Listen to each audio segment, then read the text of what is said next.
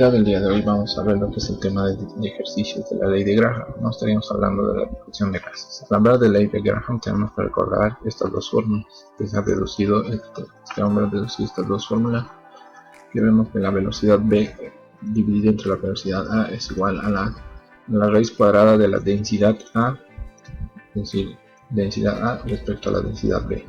Lo mismo, pero también se puede manejar con el concepto de masas, ¿no? Es necesario recordar esto para saber que la ley de Graham trabaja con densidades y también te puede trabajar con masas, ¿no? Entonces, es muy importante porque nos va a ayudar a resolver muchos ejercicios. A partir de esto, por ejemplo, tenemos un gas 9 veces más denso que el gas B. En un aparato de difusión se difunde a una velocidad de 20 centímetros en 10 segundos. El mismo aparato a la misma presión y de temperatura, ¿a qué velocidad se difundirá el gas? Entonces tenemos el gas A, que es 9 veces más denso que B. Entonces decimos, gas A, la densidad de A es 9 veces la densidad de B, es lo que nos está diciendo en esta parte. Además de eso nos dice que se difunde a una velocidad, se difunde el gas A a una velocidad de 20, perdón, el gas B a una velocidad de 20 centímetros en 10 segundos. 20 centímetros dividido entre 10 nos va a dar 2 centímetros por segundo. A partir de esto reemplazamos los datos. Tenemos la fórmula de densidad, porque estamos trabajando con densidad, entonces utilizamos la fórmula de densidad que hablaba hace rato. En vez de velocidad b reemplazamos el dato de velocidad b, que es 2 centímetros, 2.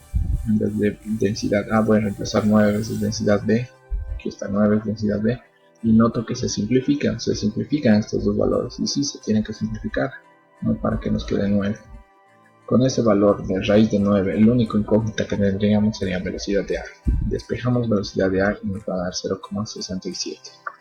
Aquí vemos otra pregunta. Un gas desconocido se difunde a una velocidad de 8 mililitros por segundo en una porción del aparato difusor en el cual el metano se difunde a 10 mililitros por segundo. Calcular la masa molecular aproximada de dicho gas. Entonces, eso sería la velocidad A y eso sería la velocidad B, ¿no? Y las masas que tenemos que despejar, despejamos la masa B y nos da 25 gramos mol. Vemos otro ejercicio que no es muy difícil, solo hay que analizar bien los datos, hay que saber qué ecuación, fórmula utilizar, si utilizamos la de densidades o la de masas, ¿no? Una de las dos vamos a utilizar y de acuerdo se ve de acuerdo a los datos que nos da. El ejercicio nos dice sea que un gas desconocido se difunde este volumen en el mismo tiempo en el que un gas metano se difunde 3 veces. Se ha hallado que el gas desconocido contiene 80% de carbono y 20% de hidrógeno. Calcular la masa molecular. Como nos pide la masa molecular, tenemos que trabajar con qué fórmula. Tenemos que trabajar con esta fórmula, porque estamos hablando de masas, ¿no? No estamos hablando de densidad. A partir de eso, reemplazamos la fórmula. Pero aquí hay un dato muy importante. Aquí estamos hablando de volumen sobre tiempo. Eso es velocidad. Entonces, volumen sobre tiempo va a ser velocidad B y velocidad A va a ser volumen A sobre tiempo. En este caso estamos hablando del mismo tiempo, ¿no? En el mismo tiempo, por eso T es el TA es igual a TB. Por lo tanto, se simplifican. Se pueden simplificar los dos datos. Se simplifican. Y vamos a tener velocidad B sobre velocidad A. Velocidad B sobre velocidad A es igual a la raíz de MA sobre MP. Bueno, entonces se simplifican nuestros tiempos, y vamos a obtener velocidad B sobre velocidad A.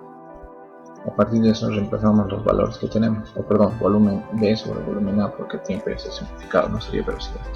Entonces estos volúmenes reemplazamos. Volumen B 2.2, volumen A 3.10. Entonces a partir de estos datos dejamos masa de B y vamos a obtener que la masa de B es de 30 gramos mol, ¿no?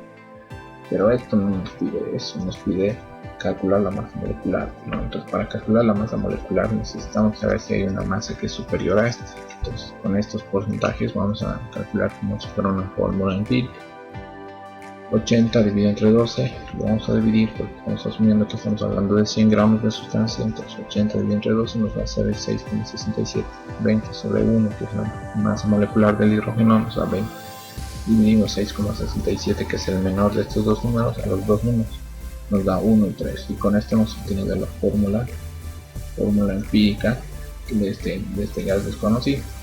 Vemos que es menor a 30, entonces ¿cuál va a ser la respuesta? Va a ser la masa molecular, va a ser 30, ¿no? Porque está hablando de 2 veces esta sustancia, estaríamos hablando de 2 moles de CH3, ¿no? Entonces esta va a ser la respuesta porque es la masa más grande. Recién podemos afirmar que esta es la respuesta correcta, ¿no? Aquí vemos otro ejercicio. Bajo temperatura constante, cuando abrimos los grifos de gas se encuentra un punto A, encontrar la masa molecular de X. Primeramente, tenemos un gas X, que va a ser nuestra velocidad V.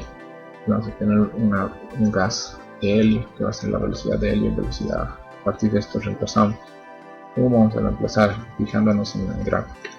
Vemos que el helio se mueve 1, 2, 3, 4 posiciones más que el gas X. El gas X solo se mueve una misma posición porque dice cuando abrimos los grifos al mismo tiempo, abrimos los grifos al mismo tiempo, este se mueve 1 y este se mueve 4. Entonces, ¿eso qué quiere decir? Quiere decir que la velocidad del helio A es 4 veces la velocidad de B, entonces 4 veces la velocidad de B. Simplificamos y tenemos 4. A partir de eso, nuestra única incógnita sería la masa de B, que sería en este caso de la sustancia X, la masa de X, porque la masa del helio podemos ubicarla en la tabla periódica, ¿no? ¿Cuánto vale la masa atómica del helio? A partir de eso despejamos de X y vamos a tener que X había valido 64 gramos sobre mol. Así de fácil, ¿no? En este caso no nos dan los datos, solo es necesario analizar la gráfica. Con eso sería algunos de los ejercicios que he visto convenientes y muy interesantes para explicar en este caso de la ley de difusión de gases. Y como ven, no es nada complicado ni es nada difícil.